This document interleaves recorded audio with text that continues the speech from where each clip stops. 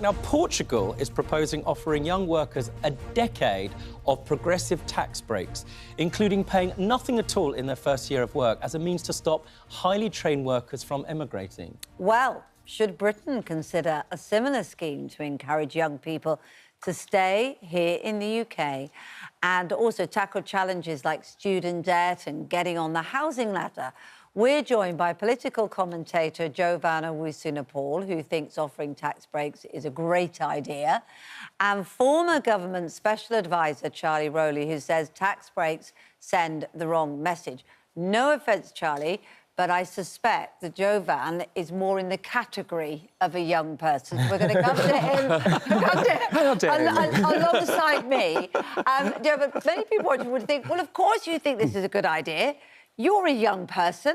This would benefit you and your like. I'm sure you've already done a year in work. What about all the older generations that have paid in and served their time when a country needs money? Why should they shoulder it? Yeah, absolutely. I agree. I would be one of those people that would benefit from this policy, absolutely. And people have chipped into the system for their entire lives. But to me, coming off the backs of COVID pandemic, a cost of living crisis, how unaffordable it is to get a home, these are things that I think the government have to recognise and say, well, this sits within a context. Actually, this is the highest tax burden in a generation that we're experiencing. What can a government do to say, we listen, we understand, we value you, we understand that your expenditure is so high, you can't start a family, you can't buy a house, public services are on their knees.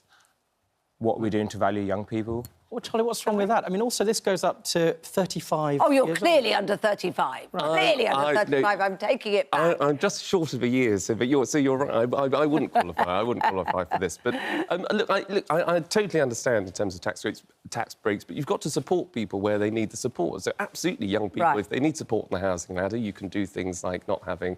well, you can help for first-time buyers. You've got the first-time buyer schemes that have come into place. You can get rid of these tax breaks there. Stamp duty is what I'm looking for there. So you can help people in a targeted and supportive way. I just think when it comes to this particular... Talking about stamp duty, I mean, do you know how many people are unhoused in this country? Do you know how difficult it is to save up for a deposit? Do you think most people who start their first job with that amount of student debt can get on the housing ladder? Well, there are schemes that the government can do, whatever party colour, to help people on the housing ladder, whether that's Help to Buy, whether that's shared ownership, where you need a smaller deposit, which can be accumulated.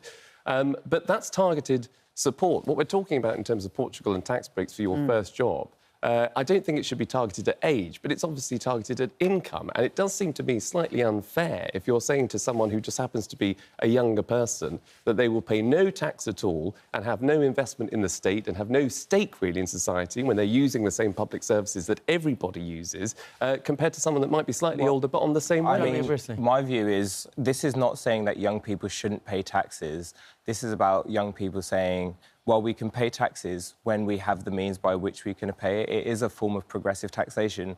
There are many people up and down the country, there'll be many viewers who would benefit from having an extra £100, an extra couple of grand a year from these types of tax breaks that they could spend in the economy, that the state could use that revenue to distribute accordingly. But what's happening is the current kind of pressures on young people are insurmountable, and this would be a significant way of alleviating some of that pressure. Is it easy for young people to get on the housing ladder? Well, I find that ridiculous. I mean, when I think that my grandparents paid a fraction for their house compared to what it would cost now... Yeah, but of course the salary that they were remunerated with, that they had to draw was a fraction as well. It's still exponentially huge. It's much harder now for this generation to get on the house ladder. You don't have to debate with me, Rob. We love each other. We do. We love each other. No, but just to point out, because I'm just thinking people watching will be like, well, hang on a minute, I earn threepence a week at that point, so of course £1,000 was still affordable. But I think there's a point here in this point, isn't there, that whatever we think about, whether it's right or wrong to do it that way, young people don't feel that Britain is a great place to settle down. Is it just about the money, or is there something more going on? No, I mean, I think it's successive governments have not really valued young people. We've seen dare I say, a kind of war on young people for the last 10 years by particular governments. And in all of that, it's about how we receptive to the aspirations of our society, how are we trying to facilitate a greater level of agency for young people to take responsibility. But in all of that, a government just hasn't responded, and we've seen successive governments who have introduced all of these schemes that you talk about, but it hasn't really correlated into anything that is tangible. And I think it's time that young people say something That's fair enough. I've got to debate with you, Kate, for a second, because... okay. hang on a second. Seeing as I'm here. You're here, and, you know, we attack ideas, not people. We can still love each other. I mean, young people that went into jobs like nursing and caring, etc., could, with saving up, afford a house. Our generation could just about do that. I could buy a house just about pretty much on a public salary dealing in legal aid work. Nowadays... impossible.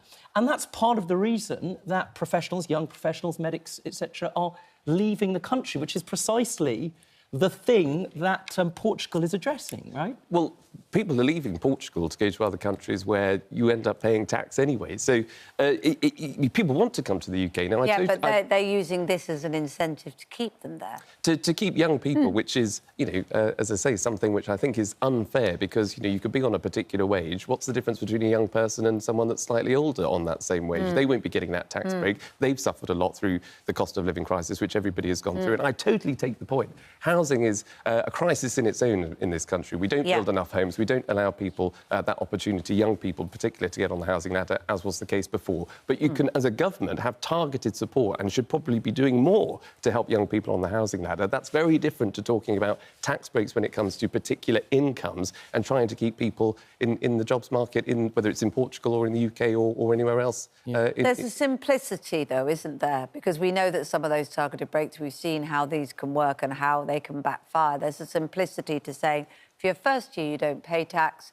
That will allow you to gather some money in whatever profession you're doing, greater or smaller, depending on what that profession rewards you with.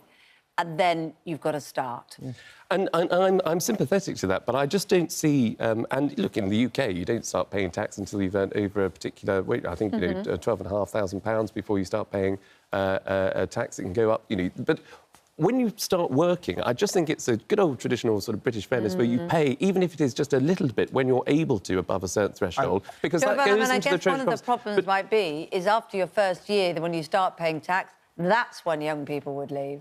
Well, no, I mean, I think it's a case, as I said, when people actually have the means by which they can pay tax. There are a lot of graduates, there are a lot of young people who, by the circumstances as how the economy has been arranged over the last couple of years, mean that life is just a lot more difficult. And what is it? You're saying about maybe people leaving the country. It's not so much as that's an issue, people leaving the country. What kind of society do we want to build? Something that values people, something that recognises their contributions, something that enables people to get on in life. And I think the current tax model and the way it's kind of practised against young people means that a lot of people can't get on. And this is quite an easier solution to retain people and recognise their value. But people are paying cost of living crisis, but pandemic. It's not just about young people, it's about everybody in this country. And if you're in a situation where you need support, where you might need, you know, whether it's out of work benefits or anything, that has to be paid for, and that comes out of taxes. And if you're just paying even a little bit of tax, you're investing in the system, you're investing in the state, and it's there tax as well. Can I just ask you lastly, Javan, because it was a statistic that I found, I think we both found especially depressing. That apparently 1 in 7 young Black and Asian Britons are making concrete plans to leave the UK due to government failings, racism and economic worries. That's a new study which was published recently in The Independent. That's sort of news to me. I wonder, does that sound like news to you? Well, I mean, these are young British people that feel as though they can't stay at home due to the economic climate and maybe some of the social factors. That is a huge issue, and this is what I say. It's not just the economics that we have to look at. It's a broader kind of social system. How do we value young people? How are we recognising that British people from different backgrounds should be celebrated? They shouldn't have to experience some of the things that are causing them to leave this country. And it wasn't young people that caused the fault of kind of, dare I say, adult mishandling of the economy. We're having to pick up the pieces. There's been no support in place. There's been no action on the part of really any government over the last 15 years. And so it's high time that I think if we're to reset our priorities going into the future, we say, we celebrate these people, we acknowledge the context that they kind of are living in, and we're going forward to address this. Maybe time to move to Portugal. Both of you, thank maybe you very much Britain indeed. Thank you. Here.